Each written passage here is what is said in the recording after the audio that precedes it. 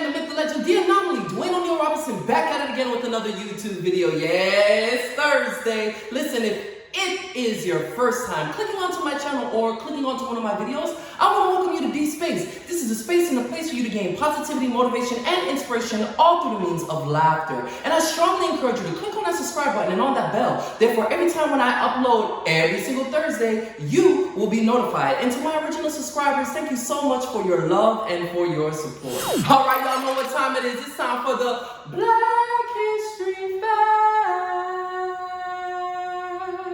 and cut. So today's Black History Fact that I will be presenting to you is about Miss Mary Eliza Mahoney. Miss Mary Eliza Mahoney was the first African American woman to become a registered nurse in America in 1887. At the age of 33, she decided to become a nurse and do the 16-month certification course. She worked as a nurse in the state of Boston for 40 years and retired. She became a very influential and powerful woman in the state of Boston.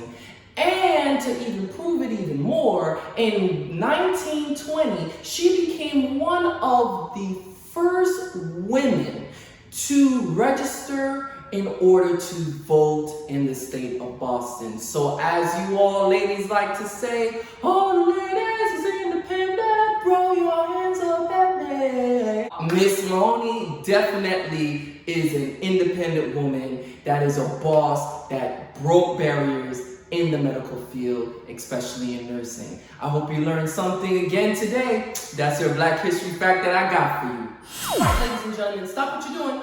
I need your undivided attention, okay? I need it. I need you to stop what you're doing because I have a very pertinent question to pose to you before I even dive into our discussion today, okay? You ready for it? I need you to seriously think about it. Have you ever felt, or are you feeling unappreciated? Think about it. Let it marinate.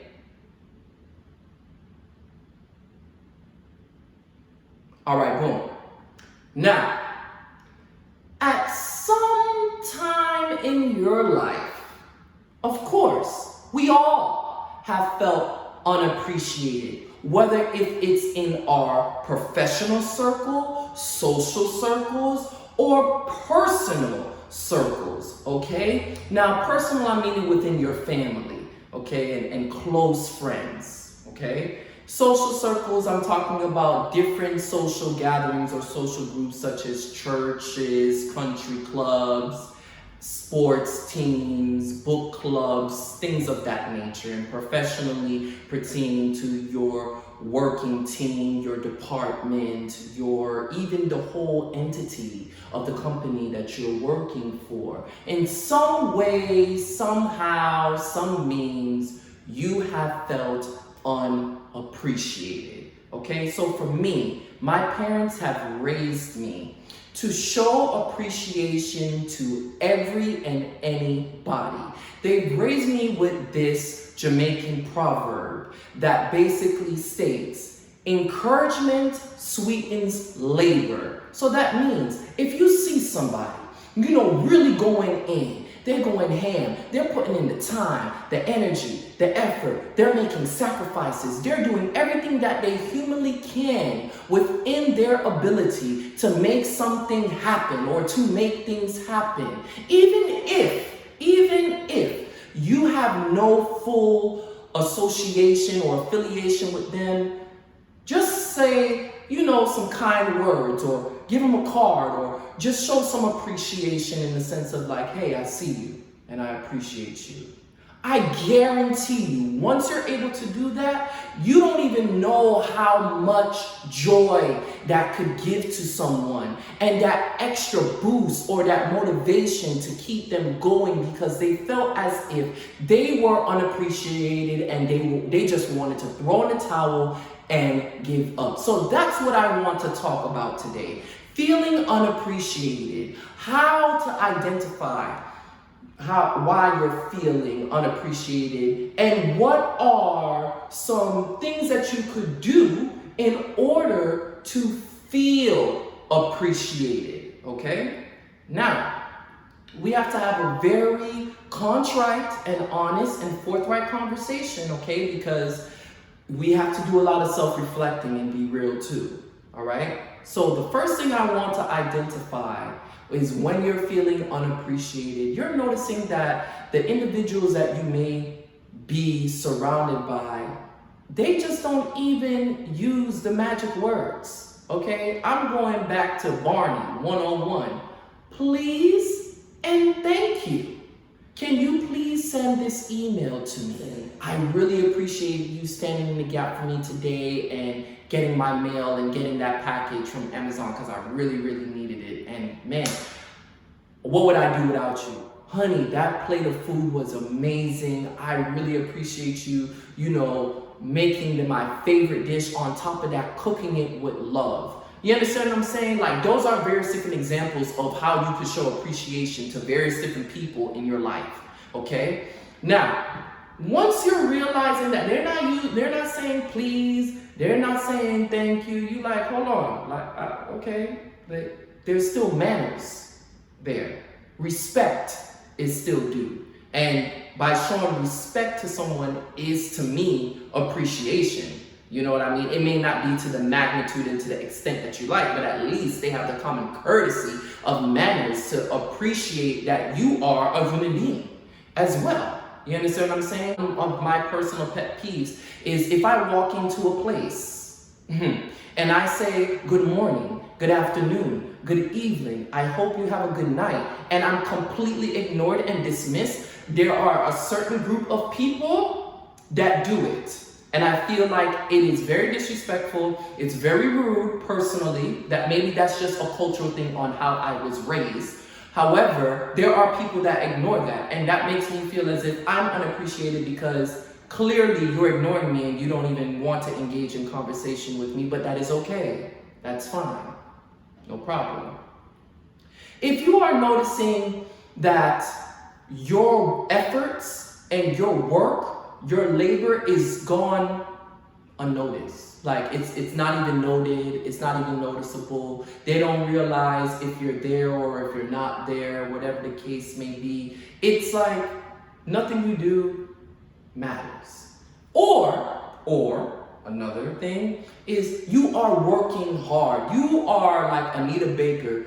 You're giving it the best that you got. Okay? But in turn, they're giving you brandy almost doesn't count. It don't matter what you do, even though you are doing everything that you can for this group of people or for this company or for this entity or this social group it's like nothing.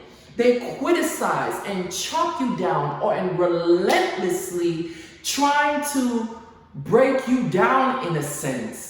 And you're like, wait a minute, you gotta take a step back and be like, wait, let me reevaluate this. If you notice that they're giving you constructive criticism is basically supposed to help you grow, okay? So they're supposed to tell you positive things that you're doing right. And then some things that may be negative, and I don't like to be negative, but things that you need to improve upon or things that you need to develop, okay? So that is what constructive criticism is. Pure critical criticism, like I like to say, is chopping a person down, like literally making them feel like nothing that they're doing is right. They don't qualify, you don't need them, they're just like an ingrid and just stupid. Nothing that they do is right. And that is just a horrible feeling. And that could break down anyone's motivation and morale at any given time in any arena. Okay? Now, if you're noticing that, I need you, and I strongly suggest it, is that you need to be an advocate for yourself. You need to respectfully voice how you feel. Whether if it is in text, whether if it's text message, writing, email, a letter, whatever it is, you need to write it out, okay? Paper trail, CYA, okay? Or you need to verbalize it. You need to let this individual or your teammate or whomever say, hey, you know, I've been noticing this for some time and it doesn't make me feel good. I really worked hard on that project and I don't necessarily feel as if the appreciation is being reciprocated in any way, shape, or form. And granted, let me pause right here. Time out, coach. Time out, okay?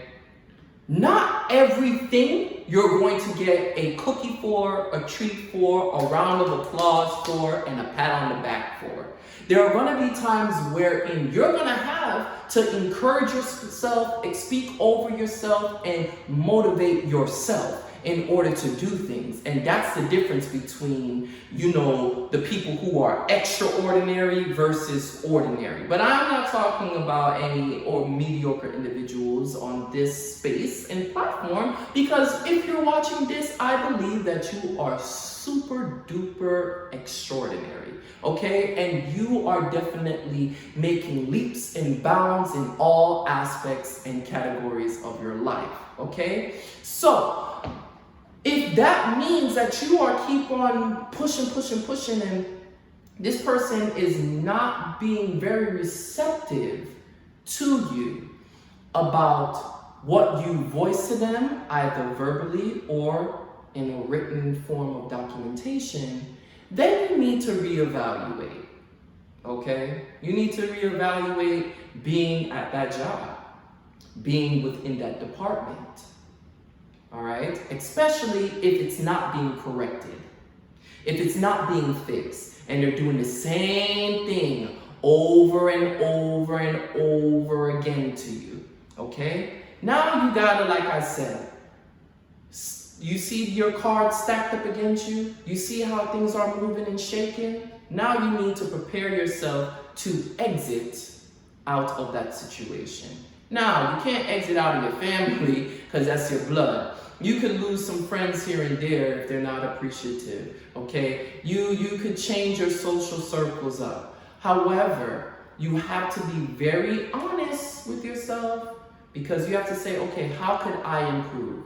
What are they saying here? Is there anything that I'm doing wrong? And if you could check all the boxes and realize that you ain't really doing nothing wrong and you're doing everything that you can, but the leadership just sucks, okay? Straight up, I'm gonna tell it straight up. You're noticing the powers that be at above you are not necessarily advocating for you. If that's the case, you need to advocate for yourself, because your mental, emotional, spiritual, and physical health is so much more important than anything else, okay? Because if you don't have somebody fighting for you, you have to fight for yourself. And if you're feeling unappreciated and you're noticing that people are talking behind your back, they're cutting you down, they're not pulling their weight. You gotta pull your weight and their weight. You gotta do their work and your work. You have to try to make sure that everything is balanced, as if the whole entire roof is caving in, or the whole entire ship is sinking and everybody's jumping ship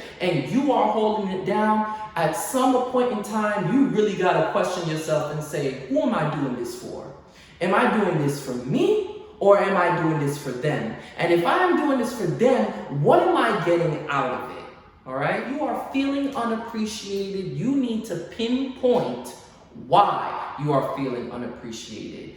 You need to then figure out how to express it the best way, respectful way, and give examples and explain to the individual or people why you feel unappreciated, okay? And then you need to watch them.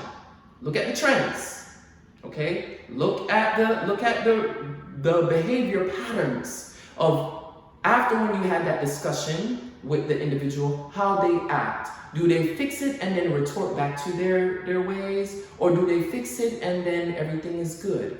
You have to know that you bring a lot to the table. You have a lot of gifts. You have a lot of talents that God has bestowed upon you. You know your worth. You know your value. And if someone cannot notice your worth and your value, then trust and believe somebody else will. And if nobody else does, make sure you do the work to the best of your ability, because you're not doing it for anybody else. You're doing it for the glory of God. I know it's very difficult because I myself have been in predicaments and situations and circumstances of feeling really down, in the sense of, man, it's like I can't do anything right. These people are beating me down. But that doesn't mean that you stay down, because when they go low, we go high. So you stand up on your 2 feet and you stick out your chest and you hold up your head high and you keep on doing what you gotta do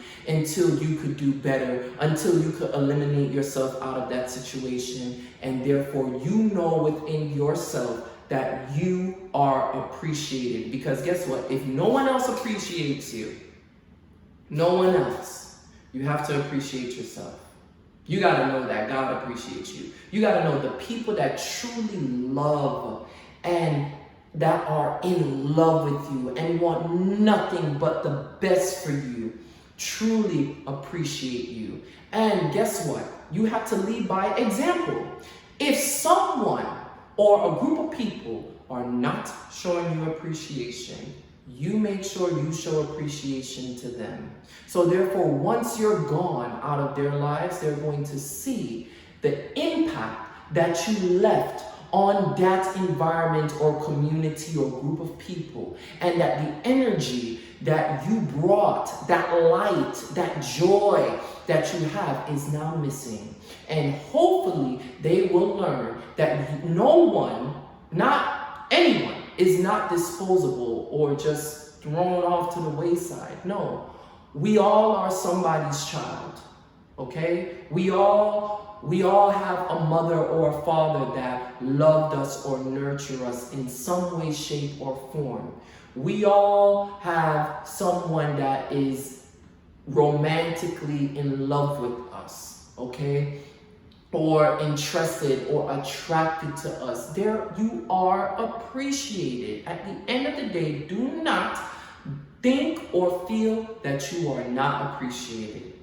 And just know, if you are feeling unappreciated and you have voiced it and you have spoken about it and you feel as if in the individual or the entity that you're dealing with is not, and I repeat for a third time, is not reaching out to you or giving you any accommodations, cut it off. Cut it off.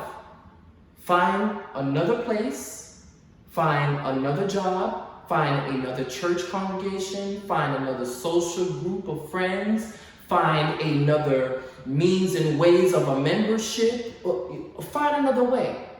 Because it doesn't make sense for you to stick around and you are feeling less than what you really are valued. And as human beings, we're priceless. Each and every one of us. It doesn't matter if somebody does not like you, because not everybody is a $100 bill and not everybody like me. And that's just the real truth. However, there's people that still love and appreciate me.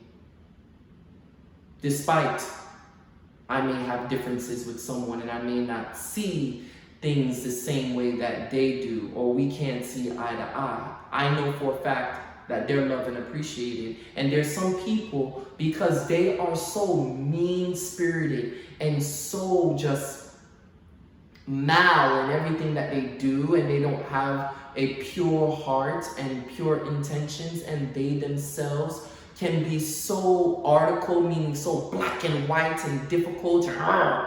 Everything has to be by the book. And they forget that when you're dealing with people, everybody have their own emotions and things that they're going through. Be careful how you treat people, because at the end of the day, If you have children and your child gets mistreated, you're not going to feel good about that. Or your mother or your father or someone that you love that's close to you is being mistreated, you're not going to like it neither. So remember, what goes around comes around. If you show appreciation to people, trust and believe, blessings will come your way more than you could even have room to receive it. But if you're unappreciated and very ungrateful, it's going to come back and bite you in the butt twofold. So I hope you've learned something very, very, very, very, very true to life. And if you haven't learned anything about feeling unappreciated or how to deal with it, I hope this is a reminder to you. So go for it today and encourage someone, show someone some appreciation, even if it is a complete, utter stranger that you don't know from atoms or a can of paint. You'll never know how far your words of encouragement could enlift someone, enlighten someone, and brighten their day. That's all I have for you guys this week, Thursday. Until next week, Thursday, you guys have a great one. Thank you for tuning in and be